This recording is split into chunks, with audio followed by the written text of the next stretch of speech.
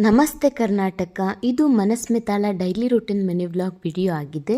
ನಮ್ಮ ರಾಜ್ಕುಮಾರಿ early morning dry ಫ್ರೂಟ್ಸ್ನ ತಿಂದ್ಕೊಂಡು ಸ್ವಲ್ಪ ಹೊತ್ತು ಕಿಡ್ಸ್ ಪ್ಲೇ ಏರಿಯಾದಲ್ಲಿ ಆಟ ಆಡ್ಕೊಂಡು ಮನೆಗೆ ಬಂದರು. ಬ್ರೇಕ್ಫಾಸ್ಟಿಗೋಸ್ಕರ ಗೋಧಿ ದೋಸೆನ ಮಾಡಿದ್ದೆ. ಇದಕ್ಕೆ ಮೆಂತ್ಯ ಕೂಡ ಸೇರಿಸಿರೋದ್ರಿಂದ ತುಂಬಾ ಆರೋಗ್ಯಕ್ಕೆ ಒಳ್ಳೆಯದು. ಇದನ್ನು ಸ್ವಲ್ಪ ತುಪ್ಪ ಜೊತೆ ಕೊಟ್ಟಿದ್ದೆ. ಅವರು ಬ್ರೇಕ್ಫಾಸ್ಟ್ನ ಮುಗಿಸಿದ್ರು.